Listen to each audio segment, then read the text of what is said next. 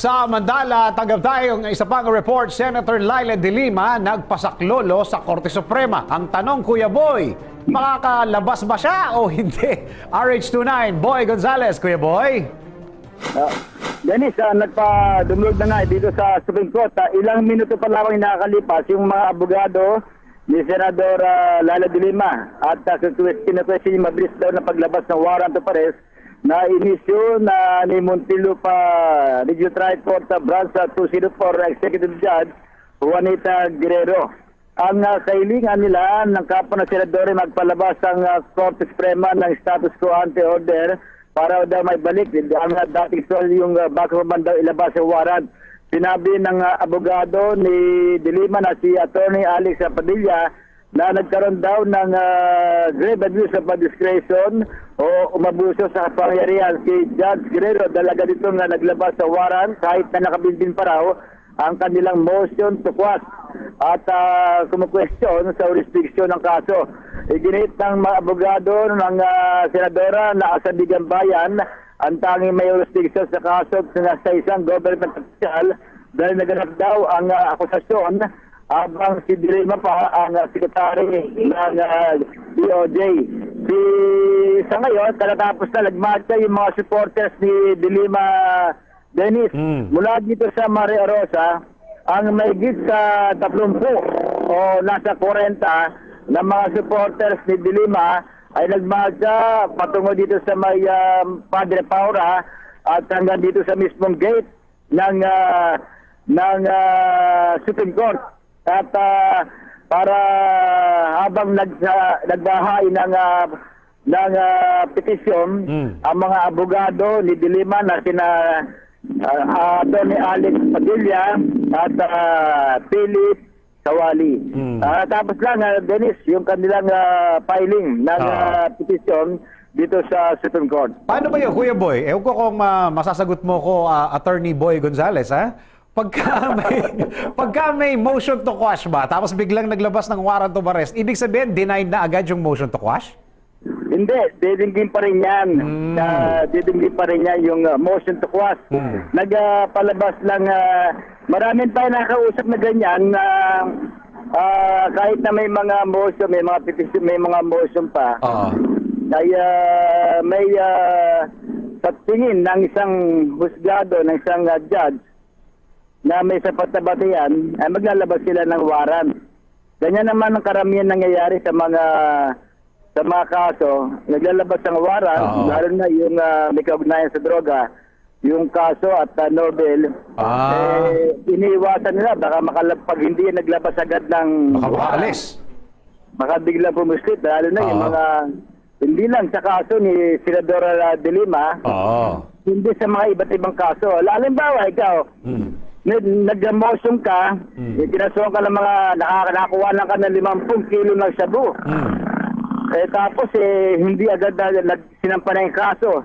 Siyempre mabilisan niya kung bigla daw pumuslit yung mga akusado. Pero yan ang kina-question ng kapo ng senadora na bakit nilabas na agad yung warrant, bagamat meron pa silang petisyon ng motion to quash o mabasura yung palaman din yung restriction. Diyan na malalaman yan, Dennis, dahil sa kanilang petisyon dito sa Supreme Court. Oo nga, isa pa yung tanong ko dun kasi kinu-question nila yung pagdating sa jurisdiction na Attorney Gonzales, Panyero. Pagka may motion to quash ka ba?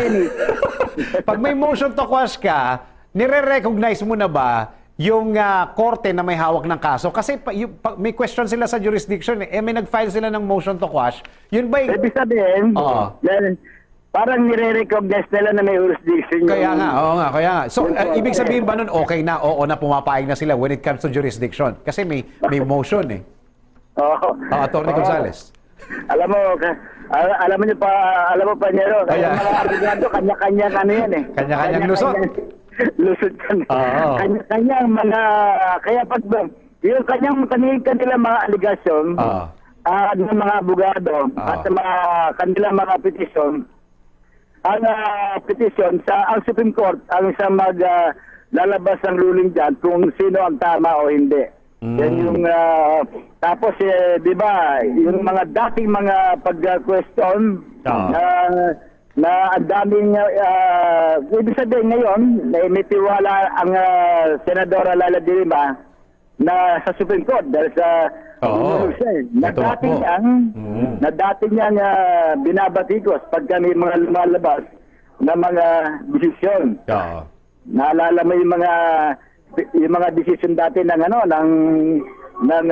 Supreme Court sa PRO ng dating Chief Justice at yung kay GMA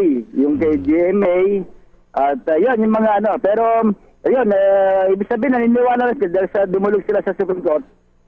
Dahil sa kanilang palagay ay illegal yung pagpapalabas ng warat at minadali ng Muntinlupa RTC na si Judge Guerrero. Oo nga, kasi yung mga ganyan, ako lang, ang fair ko lang sa mga ganon, hindi naman sa pinapanigan ko yung kabila. Ang fair ko lang sa mga minamadali, kadalasan ang mga nagiging question yan, technicalities pagdating sa huli, Kuya Boy, no? Oo. Pagka doon nila kakwede, siyempre, makukulong ka pa rin. Ibig sabihin, kamukha nung nangyari, di ba, nung sa RTC, naalala mo yung case kasi ni GMA. Naglabas na ng warrant yun.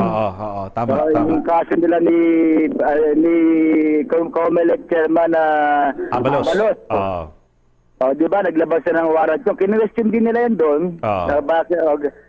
Nanalo naman, bandang huli. Nanalo naman ang mga kampo ni GMA at ni Chairman Abalos, napawalang sala sila doon sa election sabotage, yung sinasabing election na ikinasinampang kaso laban sa kanila. Noon, ng grupo naman, ng dati noy Secretary ng Justice ni si De Lima nang nagsampa dyan ng kaso sa may Pasay RTC. Pero ang tagal, ano? Ang tagal taon. Makukulong ka muna. Parang laman, sa bandang huli, siyempre, ang Supreme Court pa rin ang mag-desisyon kung sino yung tama sa inyo. Yung kanya-kanya mga aligasyon yan Tama kami, tama kayo.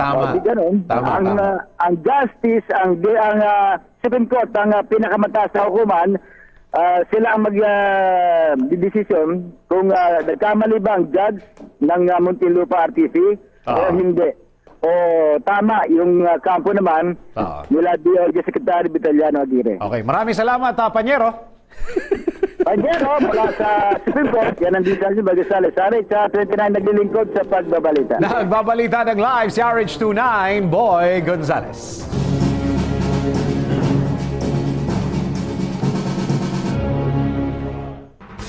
Hindi nasisindak si Senator Antonio Trillanes na kumakalat na balita na isusunod na siya kay Senadora Laila de Lima. Kung paano sinagot at hinarap ni Trillanes ang bantang ito, alamin natin sa report ni RH09 sa Nicasulia. Hindi nasindak si Senator Antonio Trillanes sakaling isunod siya ni President Duterte o ng Malacanang sa inaresto at ikinulong na si Senator Laila de Lima. Ito ang matapang na pahayag ni Trillanes kasunod ng pag-aresto at pagkulong ng gobyerno kay de Lima sa Camp Crame noong Biyernes dahil sa mabigat na kaso ng droga. Idiniin ni Trillanes na kung siya ang tatanungin, mas gusto niyang ipitin siya o gipitin ng Administrasyong Duterte para makita ng lahat kung anong klaseng presidente si Duterte. Sa kabila na nangyari kay de Lima, nangako si Trillanes na itutuloy ang paghuhubad sa maskara ni Duterte at ilalantad ang kasamaan nito. Si Senator de Lima, wala man siyang kasalanan, wala man ginawa. Pero talagang pinag-initan lang. She's in high spirits at hindi natitinag yung kanyang convictions na ipagpatuloy yung laban. So sabi ko, ina-assure ko naman sa kanya na lalong lumalakas yung voices of dissent. Na ito sana yung ayaw nilang mangyari. Kaya nga nila ginawa itong illegal arrest na ito, itong political persecution na ito para matakot yung mga kalaban ng administrasyon. Pero kabaliktaran yung nangyari kasi nararamdaman mo na mas marami ang nagbo-voice out ngayon, mas lumalabas yung galit at simpatsya. Sir, kayo daw ang susunod. Sa akin, plano nga nila ako unahin Di ba? Pero sige, bring it on. Do your worst dahil hahabulin ko to si President Duterte. The moment mawala na siya sa poder ng kapangyarihan, ipapakulong kita, hahabulin kita. Ang gusto nilang mangyari dito is magkaroon ng chilling effect. Meaning matakot yung mga kritiko ng administrasyon, yung mga oposisyon. Pero sabi ko hindi ganun yung nangyari, no? On my part, hindi. Opposite yung nangyari. Lalo akong gaganahan dito eh. Doon naman sa ordinaryong tao, napansin ko lalong lumalakas yung boses at dumadaming kumukontra sa kanya. Sa rally sa Luneta noong Sabado, malakas ang sigaw ng mga pro-Duterte na isunod na si Trillanes kay De Lima.